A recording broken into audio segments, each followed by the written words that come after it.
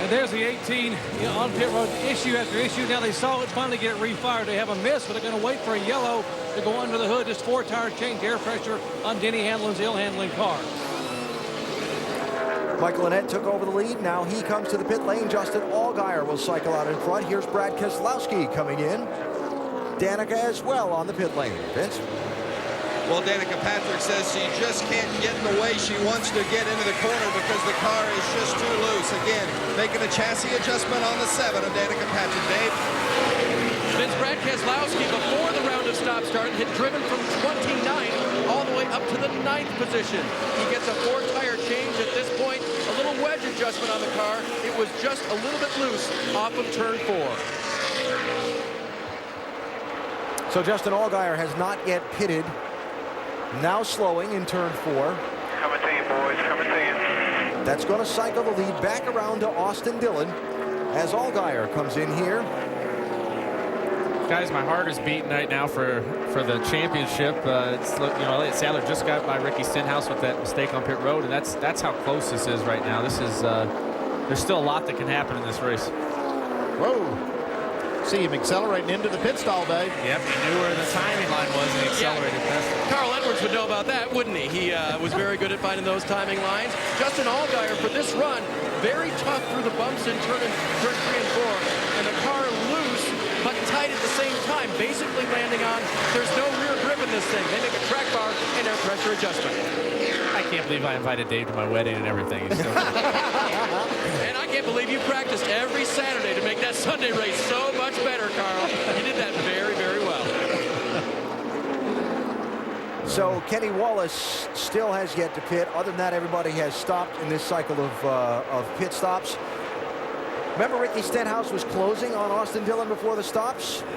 Now get your sundial out, because the time from that 6 car up to the 3. Yeah, you almost need a calendar to clock this distance now. Calendar. It's almost a lap.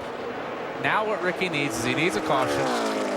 Well, first thing he needs to do as a driver, when you do something like that, it's so frustrating. I mean, my heart's beating for him up here. I'm feeling a little hot under the collar. He's got to be very, very frustrated. And now he's got to settle in, realize he's got a long race. Mike Kelly should be talking to him on the radio and saying, hey, let's get back up there. We've got a fast race car. Yeah, that's the key. They got a good race car. They'll get a break and get it back. The thing is, if you don't have a good car, like Denny Hamlin, when he has problems and doesn't have a good car, you can't make it back up. As you watch Ricky here, he's focused in. He's driving right in front of him is Elliott Sadler. He knows the implications of what happened. And what he's got to do now is control himself and say, hey, I'm not going to have a problem, here with lap traffic. I'm going to be patient, get by him. Let's take another look at what happened here in the pits. Watch as Stenhouse approaches his stall. It's so Whatever difficult. you need here, come on. You pull in. You want to get stopped. You want to lock those tires up for your guys so they can see all 5 of those lug nuts. And he just slid a little farther than they wanted to. Now the crew's all out of rhythm, trying to go around the car. They don't have enough room to make the left side change. Guys, keep an eye on the jack man. That's Jeremy Neely. There he is on the left rear tire. Now he's grabbing the jack. Now when he runs around the front, watch him hop right here. When he came down, you can't see it there, but he fell and suffered a knee injury. You'll better look at it right here. Oh. Yeah, there's where the problem is. So that's what caused them such a delay to begin with.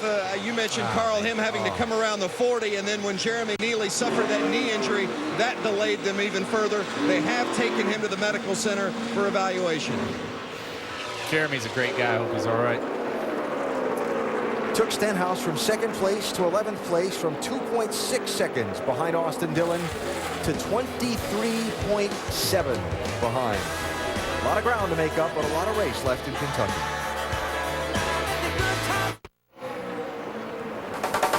A champion will be crowned as Euro 2012 concludes Sunday on ESPN. Spain attempts to repeat as champions. They take on Italy in the final. Spain-Italy, Sunday, 2:30 on ESPN, ESPN3, and watch ESPN. Who do you like, Spain or Italy? Italy. Okay. Max Pappas. He's a good friend of mine. I'm sure that's who he's cheering for. Probably so. Here at Kentucky Speedway. Closing in on halfway in tonight's NASCAR Nationwide Series race. Only one caution so far and one dominant driver The leader, Austin Dillon, has been out in front for 92 of the 97 laps. We go up to speed with Nationwide Insurance. Pretty good night for car 3 so far, Dave. It has been, Alan, and he's had a very good early part of the season. And you ask crew chief Danny Stockman about it, and he'll say that's because Austin doesn't put his car in bad spots. And there was a good example. Don't go up high there, go low, and get around both those drivers, Jamie. And behind him is Kevin Harvick. You see him, he slipped back just a little bit before that last round of stops. He said he's just wrecking loose, but meanwhile, he has the support of his wife, Delana. There she is on the left-hand side, due with their first baby in just 3 weeks. So he's happy to have her. I know he had a big smile before he got in the race car, but it's getting better. And right behind him, the man who's trying to beat Kevin Harvick is Kurt Busch. Now, he's been fighting a loose race car all night, so on the last round of stops, they went a little bit more on the same adjustment, added a half spring rubber in the left rear, track bar adjustment, this time 4 tires, and they filled it up. He said the car is settling down a little bit, Dave. And for Sam Hornish, the way the car is handling tonight is kind of the way he was feeling about it in practice. When I asked him about it earlier today, he said the car has had speed, and it still does. They're running 4th, but it hasn't been as comfortable as I've wanted it to be. Remember, very loose on that last run. They made a track bar and air pressure adjustment to try to help it this run. Doc?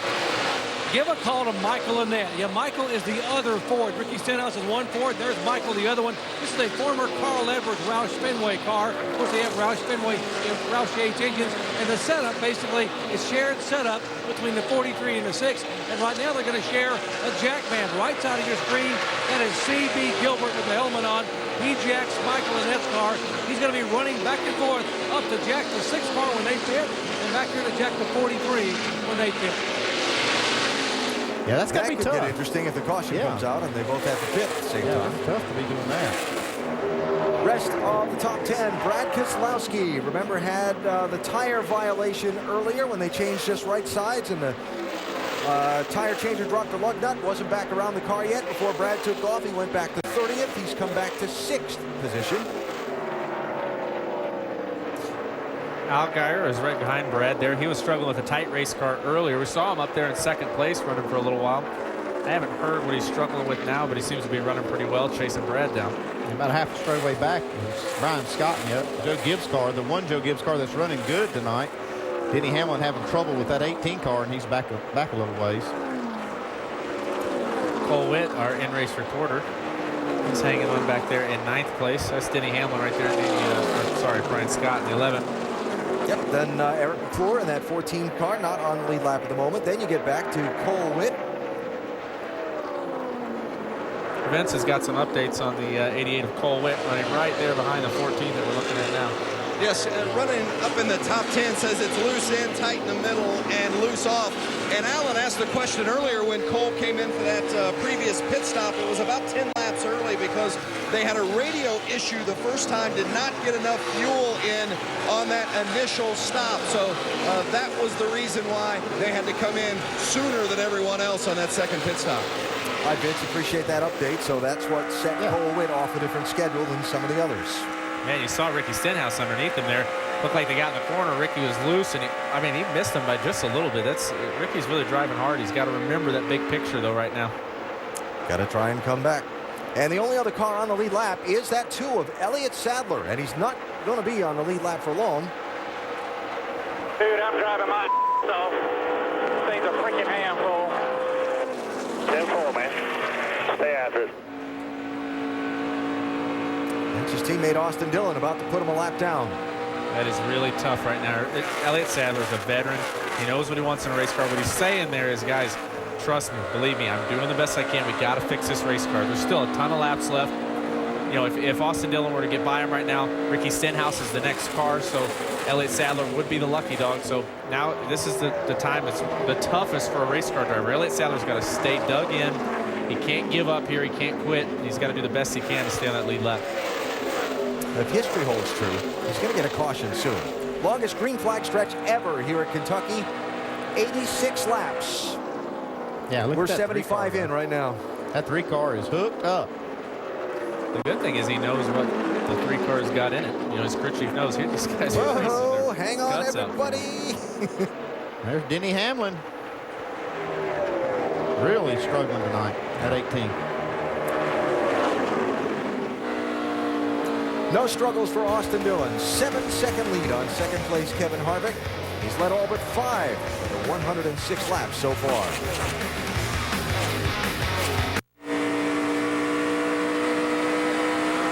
Motorsports this weekend on the ESPN networks include the O'Reilly Auto Parts Route 66 NHRA Nationals qualifying 6 Eastern tomorrow on ESPN2, and the finals on Sunday also at 6 Eastern, also here on ESPN2. And don't forget the Nationwide Series 1 week from tonight is at Daytona. Gotta love it. The Subway Jalapeno 250, 7 o'clock Eastern next Friday on ESPN.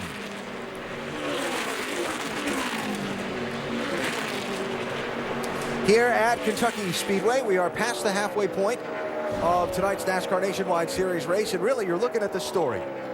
Young Austin Dillon, last year's NASCAR Camping World Truck Series champion, steady, consistent, solid through the first 14 races of this Nationwide Series season, but seeking that first win, and definitely in position to have a shot at it tonight. He's up by 7.9 seconds on Kevin Harvick. He's extended it by a full second just in the length of that commercial break. I have to say, when I was over at Clint Boyer's house about 5 or 6 years ago riding dirt bikes with Austin and his brother, I'd never imagined he'd be this good of a race car driver. It's just, he's done a great job. He's really shown a lot of, I mean, just managed this whole race really well tonight. And he's holding off some really stout competition here. Kevin Harvick, Kurt Busch racing second and third. Harvick has led the most laps in 3 of the 5 Nationwide Series races he's been in this year. Hasn't got the W yet. Andy and I are just, we cannot get over how Kurt Busch is driving this race car. I mean, if you watch that car, he drives down the corner. The car is doing one thing, the front tires are doing another thing. It's hopping all over the place. He is really making that car do what he wants it to do. That's pretty cool. He's an amazing driver. I've talked to the team over there at Phoenix Racing. I've talked to him a lot. They talk about how much he can get out of a race car and what it does for them. It's just like unbelievable talent that he has. Road America last Saturday when he showed up, unpracticed, jumped in, ran a couple qualifying laps, started at the back, overcame some mechanical troubles, got a top 10 finish out of it, went back to the West Coast at Sonoma, took James Finch's car, led into the late stages of the race, had to settle for a third place finish, very emotional when he got out of the car.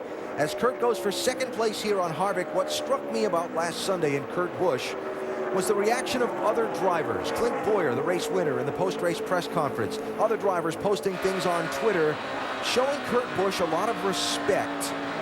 Given the story that's revolved around Kurt Busch over the last 8-9 months, was last Sunday a rebuilding step at showing the world that his peers respect him as a race driver? I think so. I think everyone has watched what Kurt's done this year, and all the, you know, the drama aside, I told him the other day, I said, man, you are driving the wheels off of those race cars. He is doing a very, very good job, and I'm telling you, if you watch what he's doing right here, as any race car driver that's watching this knows, when you see that car wiggle around and it's moving like that, he's still, even though it's moving, he gets it pointed around the corner, he stays in the throttle, and that's really hard to do. It takes some serious talent to do that. And he's had some struggles off the track and a lot of things going on, but I think all through that, the other drivers respect his talent.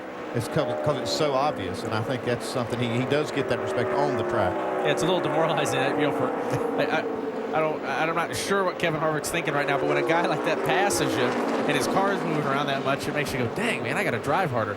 And Kurt does that to a lot of guys.